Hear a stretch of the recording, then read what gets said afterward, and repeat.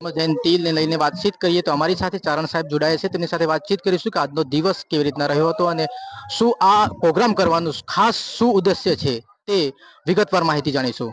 Sir, આજે કાર્યક્રમ રાખવાનો ઉદ્દેશ્ય શું છે તે જણાવશો?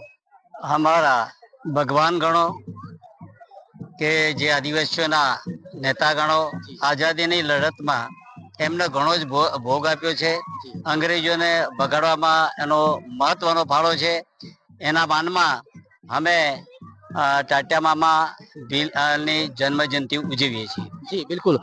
બીજી પણ વિગત જણાવશો કે આજે કાર્યક્રમને લઈને આજે સમાજમાં તમે શું જાગૃતિ ફેલાવવા માંગો છો તે જણાવશો? ટાટિયા મામા બિલ જયારે અંગ્રેજોના શાસનમાં આદિવાસીઓ ઉપર દરેક પ્રકારના અત્યાચાર અને અન્યાય થતા હતા, એ આજ દિવસ સુધી આ પ્રણાલિકા આવી છે. ધોળા અંગ્રેજોને કાઢવામાં બિરસા મુંડા ભગવાન અને ટાટિયા મામા ભીલ ભગવાને જે કર્યું હતું એ જ અમને શિરસ્તો લઈને એમનામાંથી અમારો સમાજ શીખ લેવા માંગે આવ્યો છે. અને અમે આવનાર સમયમાં જેવી રીતના ટાટિયા મામા ભીલ કર્યું હતું એ જ પ્રકારને અમે સમાજમાં જનજાગૃતિ લાવી અને અમે અન્યાયી સરકારો સામે લડવા માંગીએ છીએ અને લડીશું. ખાસ કરીને અમારો લડતનો આશય એ છે, અમારા ઉપર અત્યાચાર અન્યાય અને અમને કોઈ ન્યાય મળતો નથી. અમારા ઉપર પુષ્કળ પ્રમાણમાં ભેદભાવ રાખવામાં આવે છે. એટલે અમારા સમાજમાં, આદિવાસી સમાજમાં એક જ માંગ ઉઠી છે, જે અંગ્રેજો વખતથી બાકી પડતરમાં આવી છે.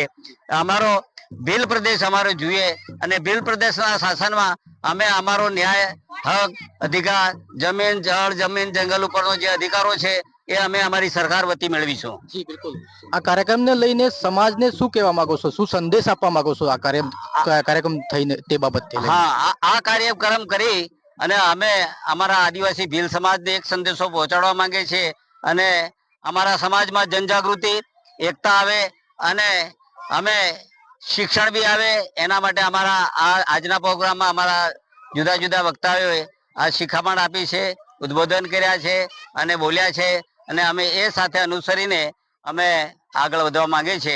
આ કાર્યક્રમ દર વર્ષની માફક હું છેલ્લા આ વર્ષ આજે પઢારા ખાતે, ખેડ બ્રાહ્મણોના પઢારા ખાતે આ બીજી વાર આવ્યો છું.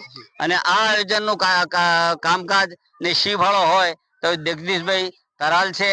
અને એ સતત અમારે સમાજ સમક્ષ હાજર ને હાજર રહે છે અને સમાજને જનજાગૃતિ લાવીને આગળ લાવવાની અમારી ઈચ્છા છે. જી બિલકુલ. સમગ્ર માહિતી આપવા બદલ આપનો ખૂબ ખૂબ આભાર. તો દોસ્તો, આજના ખાસ રિપોર્ટ સાથે હું છું પ્રકાશ ડામોર.